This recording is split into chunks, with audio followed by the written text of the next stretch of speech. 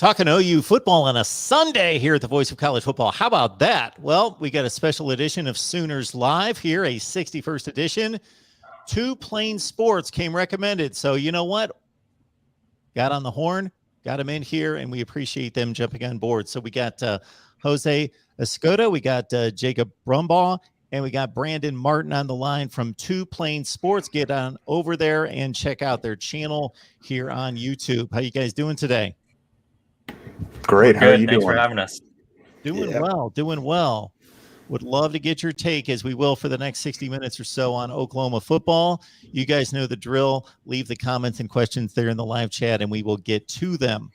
Jose, we'll start with you in regards to recent recruiting situations out there. Of course, official visits are huge in June. A lot of camps going on. What is creating the big buzz with the Sooners and Oklahoma fans? Yeah, so it seems like right now it's really all defense that's getting the buzz going with the fan base. I think we're all expecting the defense to be significantly better. It was improving steadily, but not where any of us wanted it to be. We were still letting a lot of big plays happen on the defensive side, a lot of missed tackles. So with Brent Venables coming in as the head coach, Todd Bates coming in as the defensive line coach, Miguel Chavez, and all the rest of the defensive staff pretty much getting an overhaul. I think we're all expecting to hopefully soon enough be fielding a top 10 defense in college football. And that seems to be where all the hype is. Personally, I think the one maybe concern, and for those people that watch our channel, I'm always hitting on wide receivers, but I think that this staff has done well with getting a couple in from the transfer portal. And then they're still focusing on a few of the 23 guys, but it seems like with coming in December and January, they're a little bit behind the 8 ball compared to some of the rest of the staffs around the country with getting some offensive guys in front of them. But I think in 2024 that will be a big change with the recruiting focus. This was a big weekend for us too, as far as recruiting goes. Well, we had, I think, over 30 kids on campus with our Champ U barbecue, and that's positions all over the place. I think we've talked about on our show a couple of times as far as these next week or so. I think we can see 5 or 6 commitments come into Oklahoma just based off this weekend alone. This is going to be a big weekend for OU sports and something to keep an eye on this next week coming up. Yeah, and there's been a lot of positive momentum, like you've been saying, Jose, on the defense. And OU, we talk about a lot of recruiting and everything. And yesterday or last night, there was a top 8 released by Derek Williams. He's the number 2 safety in the class according to 247, and OU was put in his top 8. And he has been not on our radar at all. And he seemed to be really interested in Oklahoma, and someone that I was shocked to see put OU in his top 8. Number 2 safety, before the new staff and the momentum that they've been gathering, I just feel like the last staff wasn't able to do that. And, just earlier this week, they had the number 1 defensive lineman, or DJ Hicks, and then they had Anthony Anthopus this weekend. A lot of 5 stars, a lot of talent, a lot of positive momentum that I feel like we wouldn't have had with the past staff. Guys, it seems like Brent Venables wants to make sure that whomever commits is solid. Like, okay, we've built this relationship. We want you to be sure. Go do what you need to do. Go visit. Go do what you need to do. We don't need to, the fans, obviously, they want the commits to come in. They want to see the high rankings on the commits, and they want to see volume of commits. But it seems like Brent Venables really wants to make sure that somebody has reviewed their situation and really is locked in on Oklahoma. Did we see any other differences between the Venables approach and Lincoln Riley on the recruiting trail? I'll start. Lincoln. Go ahead. Yeah, Go I ahead, was just going to say you've got some points on this. There's been a lot of change. I mean, yes, obviously OU, if you've been watching the recruitment, they did lose Ashton Kozar to Oregon in the last few weeks because, he committed quickly after Venables took over, and he was about to commit right about Bedlam, but right before Lincoln Riley left, and then he still jumped on board and came and committed to the Sooners, and obviously he ended up flipping. He's from the Pacific Northwest. But it seems like Venables and Riley, the big difference is Venables is preaching culture, a family mantra. Like I saw some pictures like the Champ U family barbecue. It's more of creating as a unit, and the sole mission has been totally different. It seems to be more developing young men for more off the field. While these are the best athletes in the country, the odds of all of them going pro are just not realistic. And for them to be able to have their degree and be developed as great people off the field, that is more, seems to be, obviously Venables wants to get great guys into the NFL, but I think the more important mission for him is to make sure he builds young men into great people and great productive citizens off the field. As I've noted on here, and you guys can certainly correct me because I'm not close to the Oklahoma situation, but I watch all of college football and I've been watching for a long, long time. It's funny because Lincoln Riley's the offensive guru. And I think those guys tend to get a reputation, unless you know them, as being more freewheeling, open, transparent, while the defensive guys are staunch and level-headed and more grinded out nuts and bolts. But it seems to be flipped here, where Lincoln Riley's the guy that's maybe a bit paranoid. Let's lock down the fences, can't be transparent. And we're running a bit of a secretive operation here, versus Brent Venables, the defensive guy, being, hey, this is Oklahoma football. We're going to be a family. We're going to be transparent. These news conferences, he talks and talks and talks and explains things. He seems to be very comfortable with himself and very on the opposite end of paranoia. Not to say that Lincoln Riley's paranoid by any stretch, but Brent Venables would be at the opposite end of the spectrum. Yeah, I think it's a fair criticism, or at least a fair observation there. But I think that the guys are now where they're culturally kind of belong. I feel like Lincoln Riley, when he was recruiting, going back one step back to your last question, the difference in the recruiting, he's very much a Hollywood, very flashy, but he does keep a lot of things close to the vest. And we had Toby Rowland on our show a couple months back, and that's something that he mentioned, because he interviews all the coaches regularly, and he mentioned Lincoln is very close to the vest. He'll tell you, he'll be open about some things, but clearly he's not going to be as talkative as a Brent Venables, who's going to tell you every single thing and probably answer to an extent that you didn't expect. So as a media person, he loves that, right? But it's definitely a change, and I think that it is weird coming from a defensive coach, but with how recruiting is nowadays and college football overall, how it's changing, it's all extremely transparent with social media. The kids are very open about what's happening with their recruitment, even if they're not telling on their Twitter or Instagram, this is my top school right now. With recruiting platforms like On3 and 24/7, their own Twitter pages, I think the openness is helping Oklahoma and Brent Venables get more kids to look at Oklahoma as a program after the shift from Lincoln Riley. Yeah, I definitely agree. It's a whole different deal. And, we're not at the media days and the press conferences. Eventually we'd like to be there, but it just seems like everything we've been reading, all the reporters have been happy, and it's like a brush of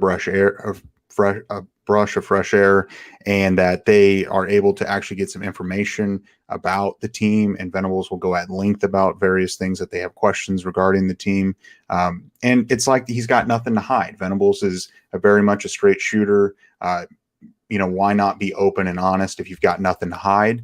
And it seems like it brings a lot more excitement. He's preaching he's taken kind of the all in, from Clemson as well, like putting everyone, not just the players. I mean, it's also the fans. I mean, just the showing of the spring game of 73,000 people. Granted, I know that there was a lot of hype from, the transition from Riley to Venables, but with him, telling the fans, you need to come show up, and, you're part of this, and you need to be all in for it. It's just, he's got nothing to hide. He's shooting everyone straight. And I think he's genuine. And I think fans and recruits and players know that. And I think they're able to buy in on that. Absolutely. I mean, I think we've seen a couple players tweet about just the family atmosphere that you guys are alluding to now, and it's. I think Coach Chavez quote tweeted a player talking about, coaches all the time talk about family and what it means and this and that, but listen to it means more when you hear it from a player themselves. You mentioned at the spring game the 70,000 people showing up, but that's agreed. A lot of us are excited about this transition from Riley to Venables, but as you mentioned, Brent Venables has made an effort on social media at basketball games, wherever he is, to kind of let the fans know that we are a part of this. And it's not just with football. Like he kind of wears it. He wears his emotions on his sleeves, kind of guy. But as you guys have said, he's got nothing to hide. He's doing what he feels is right.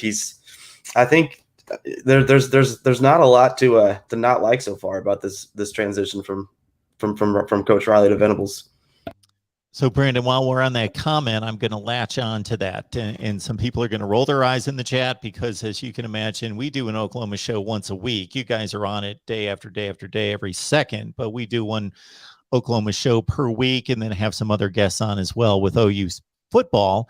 And I know we're rewinding several months, but this is the first time I've had you guys on, and people again are going to roll their eyes at the thought of let's go through Lincoln Riley again. And I get that they're done with Lincoln Riley. I would be too, but I want to get your perspective on this because obviously you're talking about a top 5 program in the country. You're talking about a guy that was highly thought of. You're talking about a team that was dominating the conference. And then all this comes out after he leaves. That obviously wasn't taken well. Both that, it's unprecedented that we have a coach who's leading an elite program leave for another would-be or used to be elite program. And we had it happen twice in the span of a couple of days with Brian Kelly and Lincoln Riley. And then it was the manner in which he left.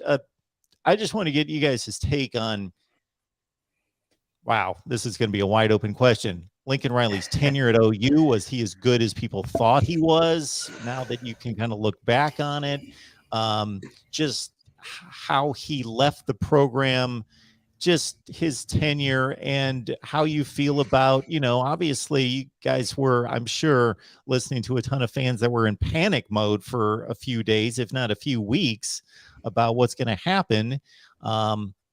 And now that it's transitioned to Brent Venables, just your review of Lincoln Riley, what he's all about, and his tenure at OU. So with Lincoln Riley, I think his offense with Toby Rowland, and obviously on this show and with our fan base, we're not huge Lincoln Riley people anymore, I guess is a nice way to say this here. But his offense is, you can't deny what they produced. It is going to be a slight drop off, I think, at least going into year one with Jeff Levy and Dylan Gabriel. There's going to be some growing pains. I know they've had time together at Central Florida, and he understands the system. But I think going from that Lincoln Riley offensive system to Jeff Levy, there is going to be a little bit of a drop off, at least right away. But I don't think it's something that's going to be long term. I think we'll pick it up.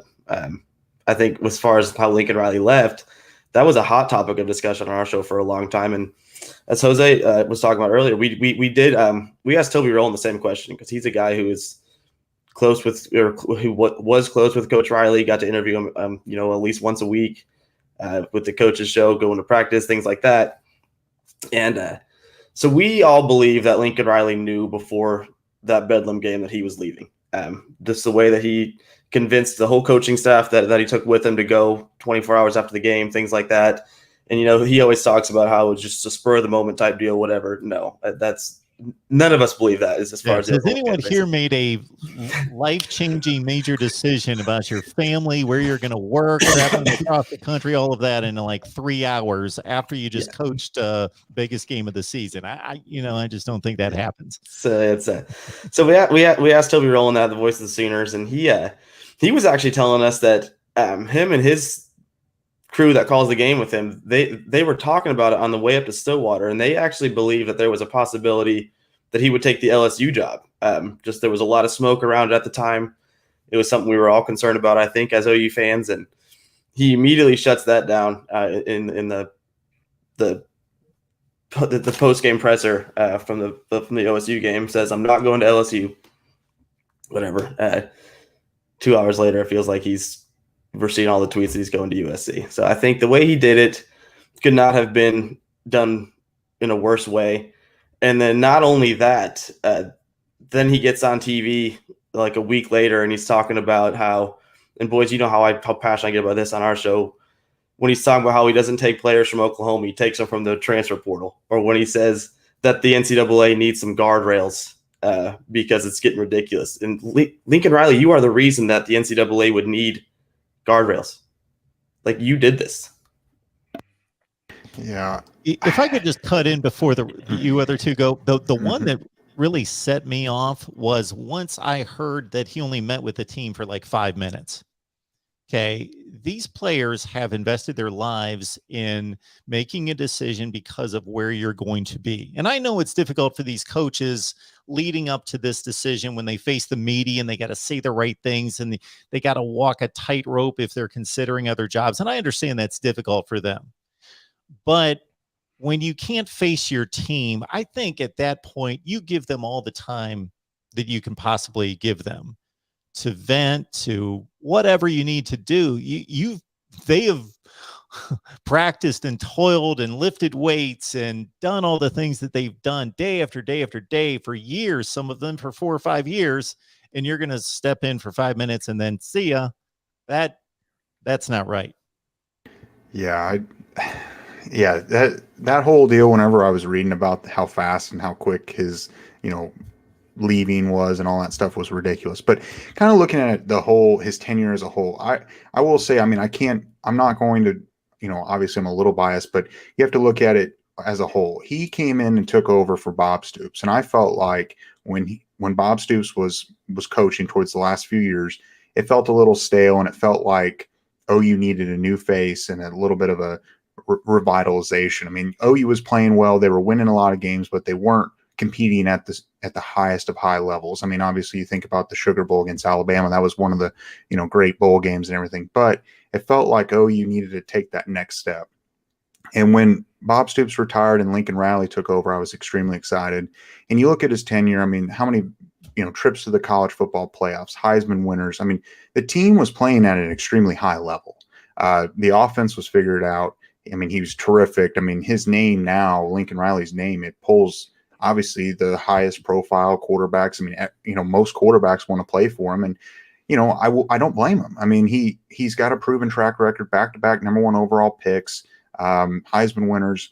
Why wouldn't you want to go play on his offense? He just couldn't figure out the defense. Granted, he kind of inherited, Mike Stoops, and he made the decision to get rid of him after the Texas game. And I don't blame him for that, because it felt like everyone, including us and, everyone in the stands, wanted Mike Stoops gone. But the Grinch coming in, and the defense was playing better. It just wasn't at the next level. And I just felt like the whole fan base, or the boosters, and he wasn't getting what he wanted as far as the financial support and everything, and more of a coaching staff and more recruiting and all that stuff.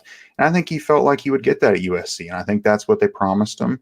And I think there was a sense of the OU boosters and the money that they didn't totally believe in him, and they weren't going to open up the checking accounts for him, and like they've done for Brent Venables. The amount of money and the renovations that they're starting to do with Venables and the buy-in with the boosters and everything else is totally different than with Lincoln Riley. There's probably some behind-the-scene things happening that none of us know about, but he was a terrific coach. The way he left, he could have done it better, and he has even said he would like to, if he could go back, he would do it differently. His tenure, it was a great time, it was a great ride, but I feel like Bob Stoops took the program a little, higher. Riley took it even higher, and I think Venables can take that next and final step, because at the end of the day, defense wins championships. Most of the teams that win the national championship are with great defenses. That's just what happens and what most teams in every sport does. All right. So out of the 3 of us, I feel like I'm the least I'm critical, but definitely the least critical of the move.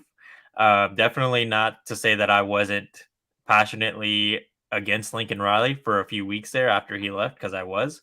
But looking back, like Brum said, he won a lot at Oklahoma. Like that's something you can't deny. He went to the playoffs multiple times, Big 12 champion, most of his years there.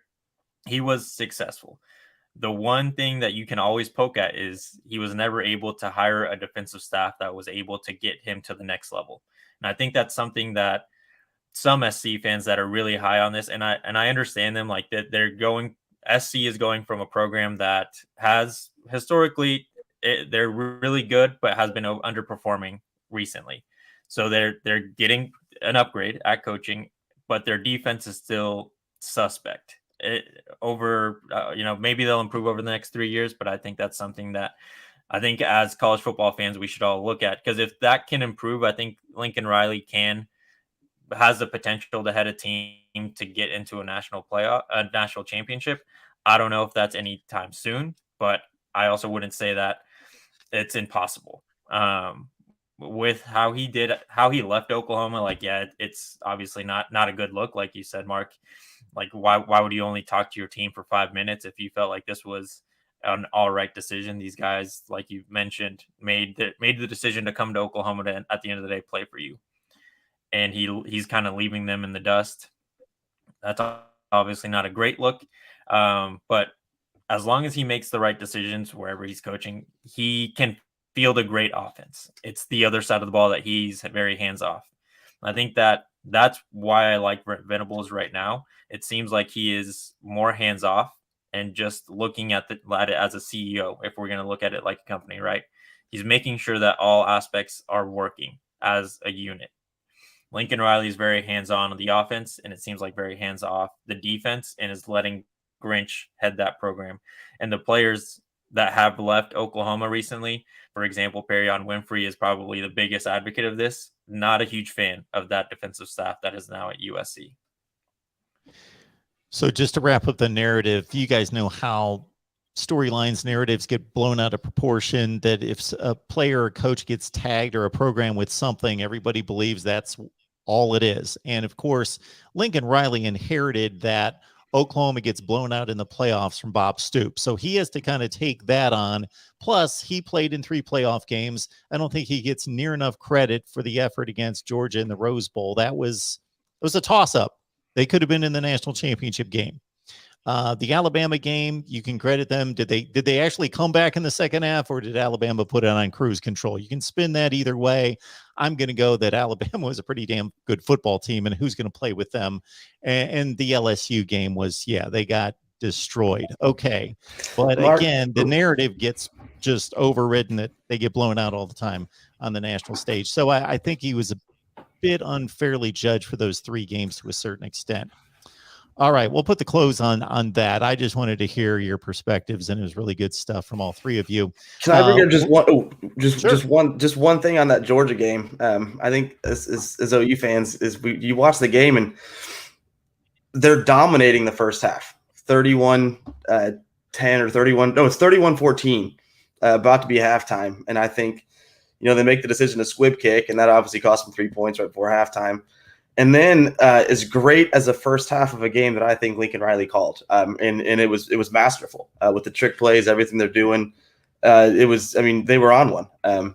But in that second half, just to, I guess, a little bit disagree with you on giving Coach Riley too much credit for that Georgia game, because I feel like in that Georgia second half, he might be the reason we lost the game. Yeah, you have the Heisman winner on your team, and then in overtime, he doesn't throw the ball one time in overtime. And they on 3rd and 2, they run an end around to Jordan Smallwood that gets blown up. Then they miss the kick, and then the rest is, it's history. I think the moment got a little big for Coach Riley there. That was his first season at OU. It was a big one.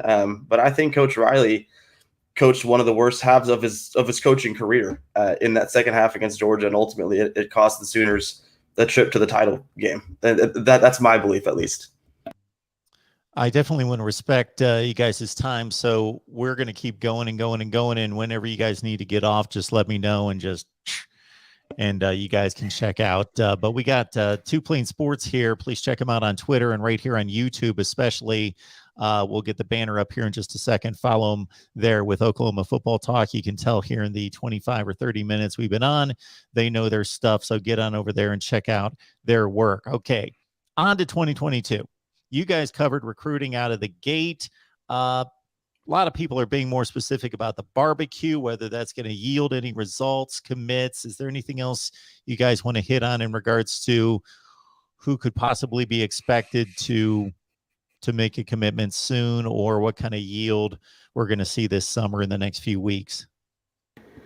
Yeah, I'll start it off with it. Obviously we talked about a little bit earlier with Brent Venables' philosophy of, you're going to commit whenever you're fully ready and you're going to shut it down. So obviously OU doesn't have quite as few or quite as many commitments as what Riley might have at this point in his, if he was still at Oklahoma, which is totally fine. OU's in a great spot with a lot of kids. One kid that comes to my mind is Dylan Edwards. He's out of Derby, Kansas. He's a running back, 2023. He's a 3-star, 4-star, depending on where you're looking at. He had a couple thousand yards last year, Kansas Gatorade Player of the Year. I feel like, he's in a recruitment with OU, Nebraska, maybe Kansas State and Jackson State, but he might be a commitment that'll come here pretty soon. Another kid is Bryson Sanders. He's from Chattanooga, Tennessee. He's a 2023 4-star offensive lineman. It's between Tennessee, Ole Miss, and Oklahoma. LSU was there, and they've kind of fallen off. He's going to announce his commitment. I believe it's on June 23rd. So those two guys come to my mind that could be commitments quickly after this barbecue. OU's in a great spot with 2023 4-star Derek LeBlanc. I think he's up for his 5th unofficial visit to the Sooners. He's out of Kissimmee, Florida. A terrific player. There's a lot of kids that OU's in a really good spot for, but Sanders and Dylan Edwards are the two that come to my mind that could be quick commits after, but I see OU picking up commitments, maybe 5 to 10 commitments throughout the summer. It's just going to, as the senior season approaches for these 23 kids, you'll see a lot of them start to pull the trigger, I think. There's a bit of I think Dylan Edwards is going to be the go guy. ahead, Herbert. Sorry, I was just going to emphasize. I think Dylan Edwards will be the first guy we'll see commit after this barbecue, for the reason that you said earlier, Mark. Brent Venables wants these kids to be 100% sure that they want to be Sooners, and I think that's what's getting some fans to get to the point where they're maybe not quite pushing the panic button, but they've opened the lid to that panic button, is because we're not seeing the commits come in at the volume that Lincoln Riley did so early on. And it's because of the philosophy that Venables has, which is until you're 100% sure that Oklahoma is your home, keep exploring. Once you get to that point where you feel confident, then we'll talk about your commitment. All right. Appreciate everybody on the chat here. We got about 120 on the line. Appreciate the comments and questions, and we'll get them to these guys as quickly as possible. Again, it's 2 Plain Sports right here on YouTube. Get on over there, check out their content concerning OU football. A lot of questions about, general questions about what's the offense going to look like? What's the defense going to look like? Is there a concern whether, Venables can recruit offense, those sorts of things. But when we look at the offense, let's start with Dillon Gabriel, of course. Any concern that, he faced the American Conference for 3 seasons? And face some good defenses at times during the season, but he's going to be facing collectively better defensive play from week to week with the likes of Texas and Kansas State and some defense, Oklahoma State and Baylor, obviously, in the Big 12. I think this offense as a whole can be great, and I think it goes as far as Dillon Gabriel takes us. I remember when Dillon Gabriel first was in the portal, he was committed to UCLA, and I think Brum brought it up on one of our shows. This is right around the time Caleb Williams was leaving too, and it's one of the first names that Brum mentioned is keep an eye out for Dillon Gabriel. This guy could be coming, the familiarity with Jeff Levy, this and that. And Mark, to kind of piggyback off what you said, I remember being on the show and expressing my concern because of what you just said. The fact that he's playing in the American Athletic and things of that nature, not playing maybe toughest or quite as good as competition as he'll see at Oklahoma. So I did have that concern. And not only that, but you lose Caleb Williams, Austin Stogner, Jaden Hazelwood, Mario Williams. This offense has had some departures, but at the same time, as the summer has progressed, as Jose alluded to earlier, you bring in 2 former 4-stars in about a week of each other, and LV Bunkley Shelton and JJ Hester at receiver. I think that those guys are going to be pretty damn good. I think Jalil Farouk is a pretty good receiver. I think the running backs are going to be pretty solid. I think Javante Barnes is going to be one of the best running backs we've seen in a while at OU. Kenny Brooks, another departure, but so I think Javante Barnes is going to be good. I think Marcus Major is going to take that next step. I think the pieces are there for this offense to click and be pretty darn good. I think it might take a couple weeks just to get their bearings and figure it all out. But I think I realistically think it could be a top 15, top 10 offense in the country because I think that the weapons are there, and it's going to depend on if Dylan Gabriel can take that next step against the better level of competition. What makes me not too concerned about this, Dylan Gabriel specifically in the offense, is how Dylan and Levy did work together back in UCF, and I believe that was Dylan's best year at Central Florida. So I think as long as they can, and it's been some time that they've worked together, but if they can get that cohesiveness again and get the pieces on this offense to work as one whole unit, they'll be fine. So I'm not sure if I'll go ahead and say top 10, top 15, but they'll be a really good offense in college football, as long as that familiarity is there between both of them. If it was Dylan Gabriel with a completely different offense that he's never touched before and a completely different coach that he had no real relationship with in the past, then I could see how it's a much bigger concern because, like both of you have said, playing in the AAC, there was some competition that they faced, but it's not going to be to the level of players or coaches that he's going to be facing this year. Yeah, and I think the key is going to be is they need to keep Dylan Gabriel healthy. Keep him upright. Don't let him get hit. And I think this offensive line is going to be one of the better ones that we've had in the past few years. You look at this offensive line, they brought in McCade Mettauer. He's a transfer from Cal. Just looking, Anton Harrison at left tackle, McCade Mettauer at left guard, Rame, which he's a young guy, but he played quite a bit last year at center. You got Chris Murray at right guard, and then Wanya Morris, which is the Tennessee transfer from the previous offseason. That offensive pairing, that offensive line is extremely strong, and the depth at the running back position is a lot better than what it was last year. There was a time where I felt like if OU lost one running back last year, I don't know who they would turn to. It was someone way down the depth chart. They brought in a lot of depth there. There's a lot of talent along that offensive line that they're going to be able to not have to rely quite as much on Dylan Gabriel to do everything. They're going to be able to protect him. They're going to be able to run the ball. And then as long as they can run the ball and keep him upright, he's going to make the passes. Yes, he's at the American Athletic, and it might not be perfect in the very beginning, and nor should we expect it to be. With a whole new system, and he's been away from the system that Levy had for a few years. But I feel like by games 3 or 4, you're going to see Gabriel really feel comfortable and really get rolling, and that we're going to be able to run the ball and really have solid defense where Gabriel might not have to put up 45 points a game to win a football game. They might be able to only need to put up, 30, 35. So while some games I felt like with the previous staff, you'd have to put up 50 points to win, I feel like with this new staff and this new, defensive scheme, OU might only have to average 35 points a game to really to win, and they can run the ball and protect him. I think they're gonna be fine. I'm not gonna say that they're gonna go win a national championship next year, but they very well could win the Big 12 championship again and play for a New Year's Six bowl. Do you guys have a good feel of how they're going to juggle these running backs with the 2 studs coming in, Javante Barnes and Gavin Sawchuk, versus Eric Gray's more than a capable back, Marcus Major back in the mix? What direction that looks like, and how they possibly, based on their skill sets, complement each other? Yeah, I'll just. Oh, sorry, Jose. Go ahead. I would say that because Marcus Major didn't play in the spring game, it's hard to predict right now. But it seems like Marcus Major, with what's been reported coming out of the spring practice, he seems to be on track to have a significant role in the offense.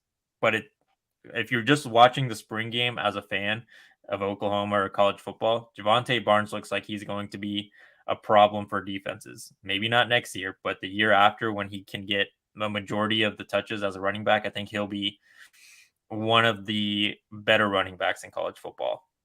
Gavin Sawchuk, I believe he just enrolled for the summer, so that one is still TBD. But he's very, very talented. I think coming out of high school, he's got the ability to be more of a change of pace back. He's really good at catching the ball out of the backfield. He just needs to get some muscle added on top of him.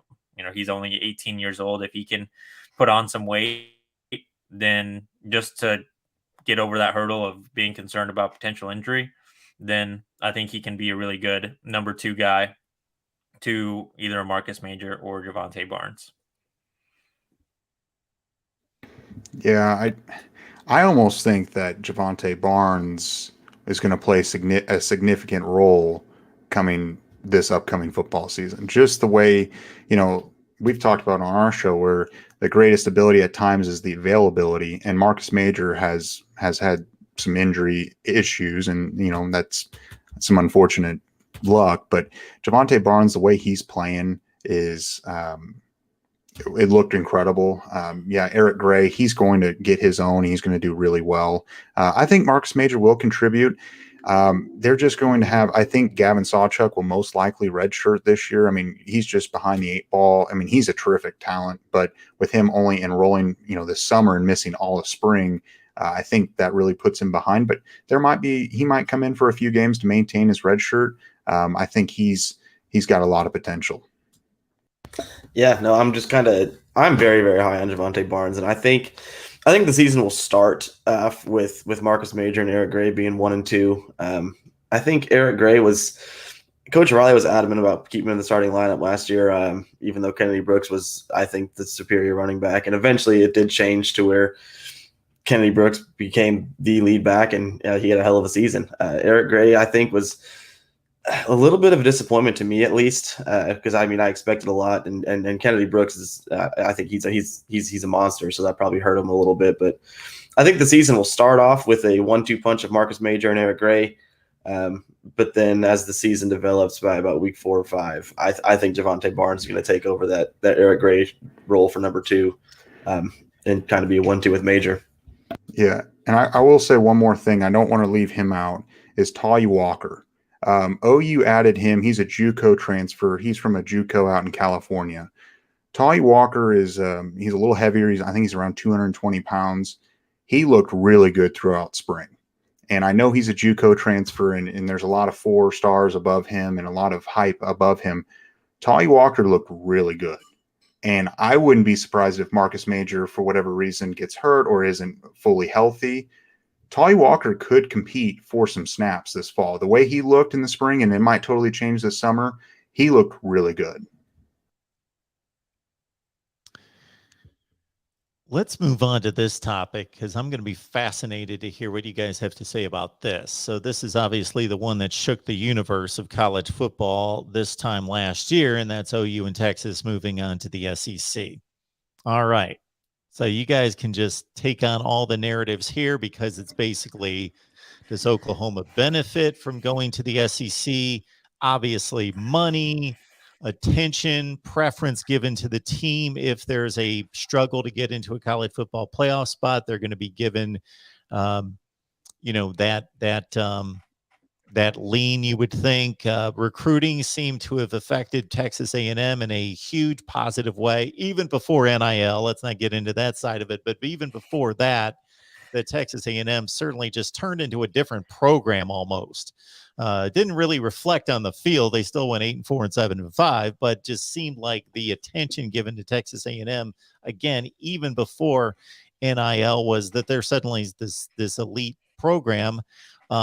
Oklahoma's obviously already there, but just the move to the SEC, what you think it means to the program, good and bad, and what you would like to see come of this scheduling situation in regards to pods or divisions, or what that should look like.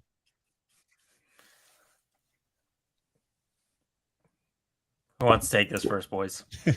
So I think overall as a whole, and something we've talked about for the team, the long term outlook of the team, everything, kind of as you mentioned, I think it's very good for us. We talk frequently on our show about I think the move to the SEC is going to help us in terms of recruiting, not only because you're playing in the biggest, toughest conference, whatever. You're drawing these Alabamas, these Georgias weekly. It's gonna be so cool to have the Crimson Tide rolling to Norman for the first time, if that, when that happens, and it's just gonna be rocking. But like, I think avoiding these 11 a.m. kickoffs that we seem to get strapped with every single week, regardless of opponent, is gonna help in terms of recruiting. We're gonna have more eyes on our games now. We're gonna have these recruits that we have on the West Coast. They're, instead of having to wake up at 8 a.m. to watch OU games, or especially if we're flying them in for a visit, if they play Friday night at 7 o'clock their time, and then they have to get on a plane right away and be in Norman at 11, it's just a quick turnaround. I think in terms of recruiting, in terms of more eyeballs on the program, you mentioned what's going to happen in the college football playoff when things are close. In terms of who gets in, who doesn't, that's going to be a huge benefit. I think overall for the long-term outlook for this team, we've talked about on our show, it's all positive. I think we might have a growing pain or a year or so. We'll see, but overall, and I think we got the perfect guy to lead us into the SEC in Brent Venables. So I think, I'm excited about it. Jose? I think the move to the SEC was a good call. Like Brandon said, the fact that the Oklahoma and Texas carry the Big 12 as a conference, at least financially, and probably with eyeballs as well, I believe is a fair assumption. And they're still getting slotted in with all these early morning games. It's going to affect how well their potential at recruiting is. Moving to the SEC, not only is there already a lot of hype around the conference, like you said, Mark, A&M, as soon as they move to the SEC, now they're somehow one of the best programs in the country before really doing anything. That's going to that. Oklahoma and Texas are already seen as big brands, and Oklahoma is already one of the best programs in the country right now. It's just going to help build those brands even more. Now, with I don't know how quickly we can win. I think what's going to be the key to Oklahoma's success is someone that isn't really spoken about, and he's not on the coaching staff. It's Thad Turnipseed. He will, if he can really help Brent Venables and just the operations of football upgrade to the SEC caliber, because I believe he worked with Alabama. He knows what it's like to operate a football program in that conference. If he can make that transition pretty smooth, I think this team won't really have any hiccups going into the SEC, because their facilities, the finances will all be there for the coaches to succeed. I think what some programs could face when moving conference is they're not sure what they're going in. They're not completely 100% sure what they're going into with finances in the new conference, how they're going to recruit, how it's going to really affect recruiting. These guys know, they understand. So as long as that transition is made more smoothly, Oklahoma will be just fine in the SEC. And with regards to scheduling, the pod system makes sense. I don't know if I think it's fine. I'd much rather see just two divisions still, because I don't know. I think it would just make it easier to consistently have that OU Texas game and make sure that A&M isn't running away from Texas, because it seems like if everything that's reported is true, A&M is very adamant about not wanting to consistently play Texas every single year. But that's a big game for the state of Texas and the fans of both schools. Like, why wouldn't they want to play each other? I think the divisions would just make it easier to continue having those old school rivalries that have been missed for a while now. Yeah, and to add on to both Brandon and Jose's points, the move to the SEC overall, I think long term is great for OU. Not just for football, but basketball and baseball and everything. Just the amount of money that the program is going to be able to start generating even more so. I do think that if OU and Texas would have stayed in the Big 12, is the path to the college football playoffs a little easier? Yeah, I mean, I would think, I don't think I'm ridiculous for saying that. They might be able to make the playoffs a few more times staying in the Big 12. But as we've seen the last few times that, they've been in the playoffs, it's not been close. The recruiting footprint of the Big 12 and what OU is able to do, they're able to recruit very well, but it's just that next step. All the top defensive players, I can't say all, but majority of top defensive players want to play in the SEC. I mean, when you look at the NFL draft, I mean, you look at Georgia and Alabama, all the, so many 5-stars, 4s and 5-stars gets drafted in the first round. They want to go play in the SEC. And the footprint that now joining the SEC gives Oklahoma to recruit from, the state of Florida, Georgia, Alabama. I mean, I'm not saying that they're going to be able to get all the 5-stars out of the state of Alabama. I mean, we got to remember that Alabama's still there, or even Georgia. You're not going to be able to get everyone out of Georgia, but OU's in a great spot for a lot of top 23 and 24 recruits out of the state of Georgia, out of the state of Louisiana. I mean, it's before they wouldn't really have a whole lot of interest unless you grew up an OU fan or your parents went to OU. Why would you want to go play in the Big 12? And then also you're never able to come home and play in front of your friends and family. If you do, live in the state of Florida, you go play at Oklahoma, OU is going to be going to Alabama, go Georgia, University of Florida, and they're going to be back in this area throughout the years that they're playing there. It's a lot easier to sell the recruits on going to play at Oklahoma or even Texas for that matter. As far as the divisions or pods, I agree, Jose. I like the whole idea of just divisions.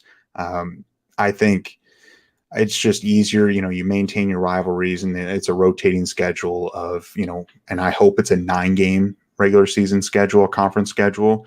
I will take 8 games because, as much as it drove me insane when we were in the Big 12, or I mean, we still are, but once we move, getting that easier game in November probably helps their chances. I mean, you can rest some players and it helps, but I do hope it's a 9-game conference schedule. I think that with OU and Texas going to the SEC, I think it's going to guarantee at least 2 SEC schools in the playoffs every single year, no matter what, whether it's Oklahoma and Texas or Alabama and Georgia or whoever. There's going to be it's too good of a conference to not have 2 teams from. I do think that they're going to have to expand the college football playoffs because of that as well. Whether they go to 6 or 8, I don't know. But I think overall it's good. It's going to be a few years for OU to really get rolling. I think they're going to do fine. I think they're going to compete at the highest level, and it's going to be something – it'll be fun. To Jacob's point about the NFL draft, here's a couple banners that we had posted months ago during the NFL draft. The Big 12 did not have a first-round pick in the last 2 NFL drafts. Those are overall NFL draft selections. I know that all the numbers are jumbled there. It's a bit difficult to decipher there, but it's the SEC, it's the Big 10. And I ran the numbers for the last 10 years, and it's almost like it almost runs its course almost every year to a T. The SEC, Big Ten's about 60% of the SEC, and then it goes on from there. And that's pretty much what it is in the NFL draft.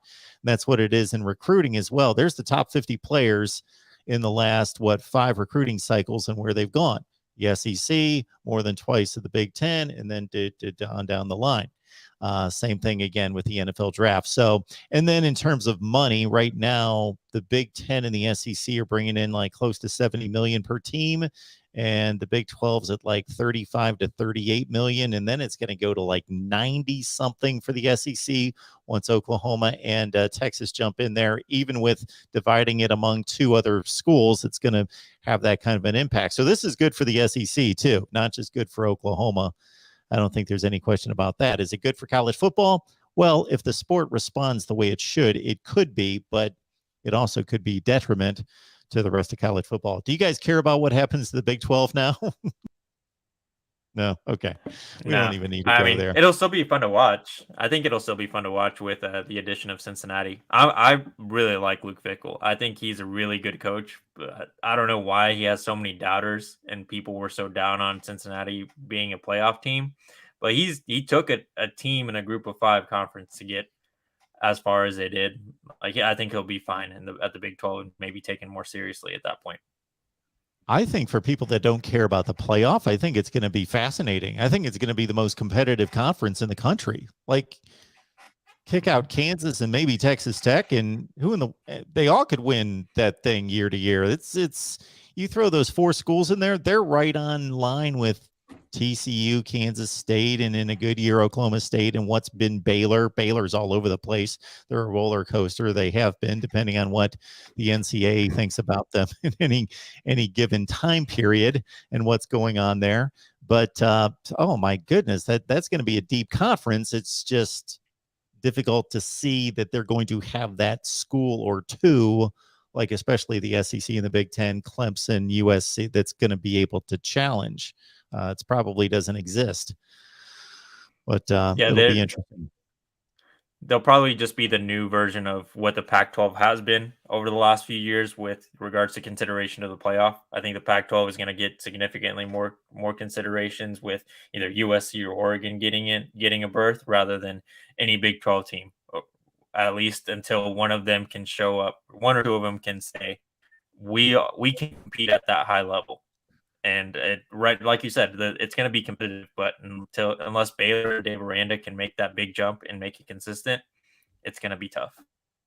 Now, what I do want to see, because I like oddities and I like odd situations and I like awkward situations, I want to see overlap. I don't want to see a clean break from the Big 12 and then the 4 come in after Oklahoma. I want to see overlap. I want to see them all in the league at the same time.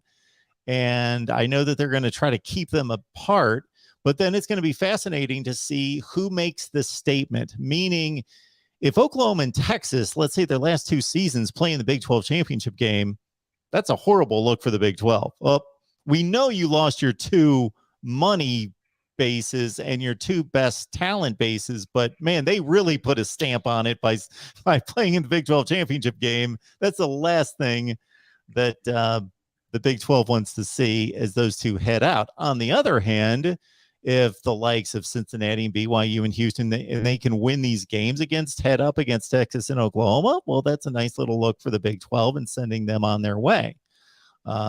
Just like Oklahoma and Texas, if they can show up in the SEC and put up some 10 and 11 win seasons, then that obviously validates their entry. And then, you guys are going to have to take a beating, and you guys are prepared for this. If you step into the SEC and you go 7-5 the first year, all those Arkansas fans and Mississippi State fans are going to be like, see, you guys are stepping up and play. That's just the way it's going to be. Mm-hmm. It's going to be fascinating. Yep. Going to be fascinating. Can you give us a breakdown on the defense? A lot of people had asked about the defense just in general, just a review of what it's going to look like this year. Brandon, right there? Yeah. No. Okay. So I think the defense is going to look significantly better. And it's not because the personnel. I think the personnel is pretty similar. We did have we had significant losses with Nick Bonito leaving, Perion Winfrey, and Isaiah Thomas. I think those were, in my opinion, the biggest losses on this defense. DTY. Again, yeah, he left too, but I don't think he's as big of a loss as Nick Bonito or the guys on the defensive line. But what's going to be significantly different, again, to a comment I made earlier in the stream, there was a lot of missed tackles. The corners somehow were beat consistently on deep plays, either because either the safety was out of position or the corner just couldn't keep up with the receiver. I think, and then from when Venables came in, he mentioned that when he's talking to players that are returning to the program, the defense wasn't very complicated. It was extremely simple, and that's what Grinch wanted. That was his concept. Speed D, let's keep it simple and let's let them play free. It worked for a little bit, but it wasn't good enough to get Oklahoma over to the next level. Venables, being such a great defensive mind, he's fielded top 10 defenses multiple times in his career. I think he's going to help change that. He's changing the scheme to what he wants, and I think he's going to coach these guys to be a lot more aggressive at the point of attack when it's either at the tackle or going to knock the ball down, hopefully get a few more turnovers in the passing game. Those small changes, I think, are going to go a long way with this new defense and the coaching staff. Yeah, I think the defensive line, I think, is actually going to be really strong. It's going to surprise some people. When you look along that defensive line, OU picked up a transfer from Tulane, Jeffrey Johnson. He's going to be the nose tackle. I think he's going to be really solid. And then as long as Jalen Redmond can stay healthy and play at that other tackle position along the defensive line, Redmond and Jeffrey Johnson will be extremely solid. They'll both be able to rush the passer up the middle. And then you look at the outside, you've got Ethan Downs, Reggie Grimes, Marcus Stripling. It seems like Marcus Stripling has kind of had a revitalization, at least through the spring practice and the spring game. He looked great. Reggie Grimes, he looks good as well. But Ethan Downs, I think Brandon's been really high on him, and I'm high on him too. But he could have a terrific season. The way he's practicing and his whole mantra and his work ethic can be seen. Jonah Loalu, he's a transfer from Hawaii. In the spring game, they saw, I don't know how close everyone was watching it, but he even went out and was covering some wide receivers and some tight ends for a few packages. It's going to be, like Jose said, there's a lot more variety in this defense. There's a lot more, it's a little more sophisticated, different looks, different schemes, different blitz packages. So you're going to see different personnel packages, not this whole rotating where guys are more tired running off and on the field than they actually are playing the game. Looking at that defensive line, it's going to be strong. Danny Stutzman's going to have a great year. I mean, if he has a great year, he could be going to the NFL. Shane Witter, I'm hoping that he's going to take that next step. Deshaun White should be there as well. And I wouldn't be surprised if David Owegbu has a pretty solid year. He really came on a couple seasons ago, and then it seemed like he fell off a little bit last year. And then you've got Woody Washington and Key Lawrence and Billy Bowman, and then another transfer in Trey Morrison. And even some of the freshmen. I mean, Jaron Canick could play some. Jaden Rowe could play some. There's a lot of depth, a lot of great athletes, and I think overall the scheme and the just the coaching is going to put these players in such better positions to make plays and excel at. Oh, I absolutely agree. And you talking about the spring game, I think Stripling had one of the best spring games. He had a couple sacks. I think Reggie Grimes had a couple sacks himself. A guy you didn't mention that I think could have a big year for us coming off the edge is Clayton Smith, former 5-star according to Rivals. He's got all the size, all the tools. I can't wait to see what Venables can do with him. Coach Bates on the line too. I think Clayton Smith can have a hell of a season coming off the edge for us, getting after the quarterback. You mentioned Jaron Canick and Jaden Rowe. If you guys watch Two Plane Sports at all, you know how we feel about Jaden Rowe. We think Jaden Rowe can be something really, really special with his the tools that he has, and then he's got just great size, great speed, great length. He can kind of play almost anywhere on that defensive side of the ball under Venables. He doesn't have to be a corner. He can play at safety. He can play linebacker. There's a lot to be excited about for this defense. I think it's going to be a total 180 from what we've seen the past 4 or 5 seasons. It does start up front, but I think that this defense can be nasty. Awesome stuff, folks, here from Two Plane Sports. We appreciate these guys being here. Get on over to Two Plane Sports right here on YouTube and check out their work. They came highly recommended, so I checked them out there for a recent show, and they were going at it. So I figured these guys know what they're talking about, and let's bring them on, and they come highly recommended, and appreciate you guys being here. A lot of talk in the off season about where programs stand historically. We've seen a lot of lists, the last 10 years, the 21st century. Of course, we're always going to see the all-time lists. So where do you guys say, okay, let's say for the last 10 years, let's go 10, and you can give us your 10 and your 20-year / 21st century, because it's about the same where Oklahoma stands on the pantheon.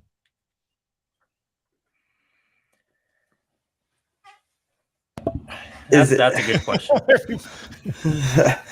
Is it? Can we say top 10 as much as we want to? In the past 10 or 20 years, and we haven't won one since 2000, unfortunately. I guess the argument I would make that we could be in the top 10 is. You don't think you're in the top 10? No, it's the top 10. Yes. Wow, I got you higher ranked than you do. A lot higher ranked. Top 10 for sure. I don't know, but you look at Alabama; they've got to be number one. I think Clemson has to be a little higher. We're talking the last 10 years. Are we last 10 years? Yeah. Okay. Last 10 years, you still have Alabama.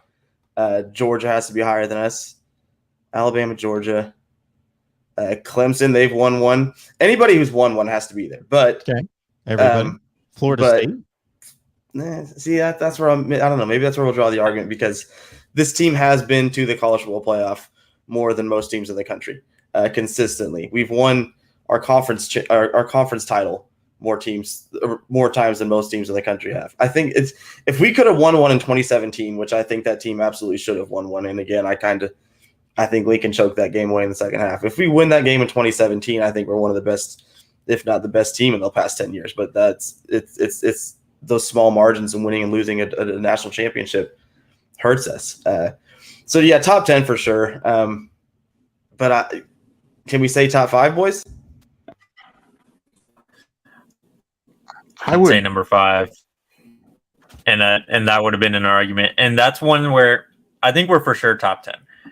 I would put us at 5, but anyone can argue from like Ohio State that they should be there to replace Oklahoma because, like Brandon said, I think without a doubt you have to put Alabama there, you have to put Clemson there. They've won 2 in the last 10 years. You have to put.